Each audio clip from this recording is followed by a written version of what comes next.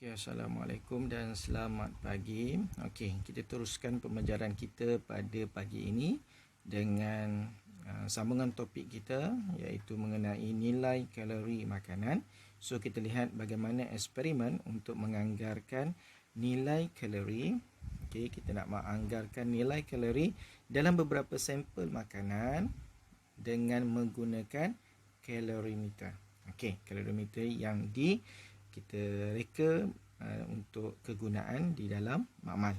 Okey, penyertaan masalah kita keluarkan ialah adakah sampel makanan mempunyai nilai kalori yang berbeza ataupun sampel makanan manakah yang akan mempunyai nilai kalori yang paling tinggi. Jadi, dalam kepala kita kena ingat bila kalori tinggi ni kita akan letak yang lemak, okey, yang banyak lemak ataupun yang banyak karbohidrat. Okey. Yang mempunyai nilai kalori yang sangat tinggi. Jadi, hipotesis kita, hipotesis ni ramalan awal ataupun jangkaan awal kita, kacang tanah mempunyai nilai kalori yang sangat tinggi berbanding dengan roti dengan ikan bilis. Okey, kerana apa? Kalau kita tengok apa kelas makanan yang ada dalam roti, apakah kelas makanan bagi ikan bilis, dan juga apakah kelas makanan bagi kacang tanah. Okey, jadi itu yang tertanya-tanya. Jadi, apa yang kita bolehkan, kita jadikan dia sebagai pemboleh ubah dimanipulasi. Okey, yang dimanipulasikan apa yang kita ubah sepanjang eksperimen ni, apa yang kita ubah iaitu jenis sampel makanan, ataupun kita boleh tulis sebagai, kita salin balik saja sampel makanan kita tadi iaitu kacang tanah, okey, koma, ikan bilis, okey, dan roti pun diterima untuk pemboleh ubah bergerak balas. Jangan risau. Okey, salin balik saja apa yang kita ubah tu.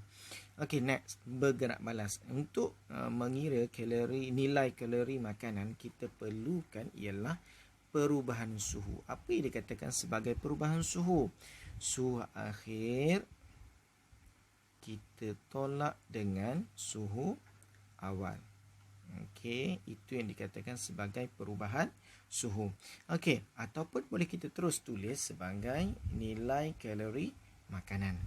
Okey, dan apa yang dimalarkan, apa yang sama sepanjang eksperimennya, apa yang kita tetapkan, iaitu jisim air. Okey.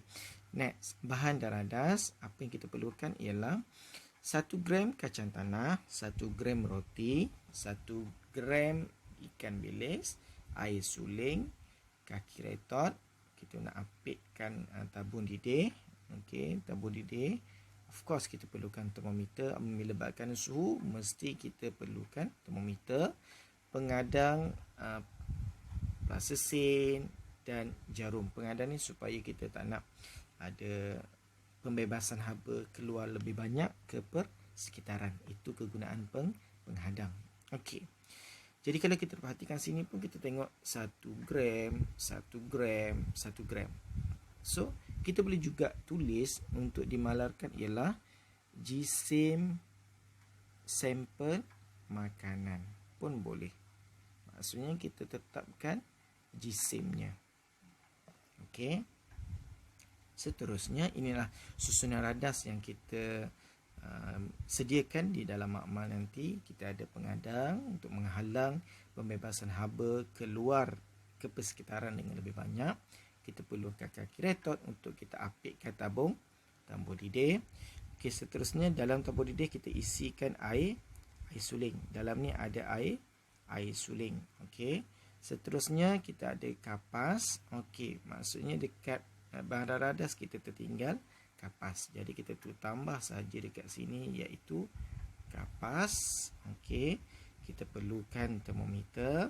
Okey, kapas ni kita nak supaya dia termometer tu takkan bergerak-gerak. Okey, dan memastikan pembebasan haba tu terkumpul dekat bahagian tabung didih. Okey, tak nak terkeluar. Okey, kita perlukan sampel makanan dekat bawah.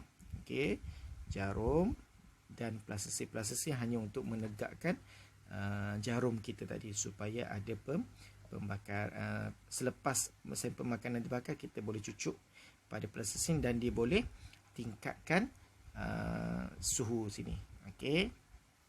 Kita lihat prosedur dia, macam mana proses pengiraan nilai kalori makanan ini berlaku. Yang pertama, kita rekodkan jenis sampel kita dan jisimnya, okey, jisim air, okey, di dalam kalorimeter dan suhu awalnya. Okey, so kita dapatkan ialah suhu awalnya. So kita tulis sebagai T1 pada termometer dan dalam jadual. Kemudian kita gunakan pemetik api untuk nyalakan sampel makanan. So untuk langkah pertama, kita ambil makanan tadi, satu jisim kacang tanah contoh. Jadi kita gunakan pemetik api untuk kita nyalakan sampai dia menyala. Seterusnya kita cucuk pada processing dan kita biarkan sehingga sampel makanan tersebut habis terbakar. Okey, dan kita rekodkan suhu yang akhir ataupun suhu tertinggi bagi sampel makanan tersebut. Contoh kita guna yang ini ialah kacang tanah. Okey, jadi kita catatkan dalam jadual. Okey, berapa suhu awal dia, okey, dan suhu tertinggi ataupun suhu akhir selepas makanan habis terbakar, dan kita tolak saja T2 tolak dengan T1 untuk kita dapatkan perubahan suhu. Okey. So terusnya, macam mana kita nak kira nilai kalori makanan bagi setiap sampel makanan tadi. So kita guna rumus. Okey, kita ada rumus dekat sini. Okey, kita ada rumus dia, iaitu nilai kalori makanan adalah sama dengan 4.2 gijoule per gram per degree Celsius. Ini adalah muatan haba tentu. Ini formula tetap dia.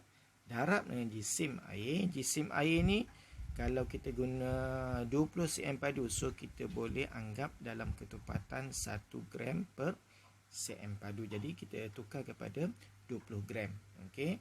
Perubahan suhu yang tadi, perubahan suhu tertinggi tolak dengan suhu awal, dan kita bahagikan dengan jisim sampel makanan. Yang ni kita guna 1 gram darab dengan 1000. Okey, sebab apa 1000?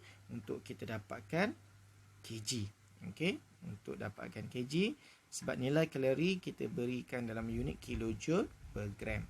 Okey, so kita bahagi dengan 1000. Okey, itu sahaja untuk penerangan eksperimen mengira nilai kalori. Okey, jadi harap kita take note yang bahagian formula ini. Okey, macam mana kita nak kira nilai kalori makanan. Sekian.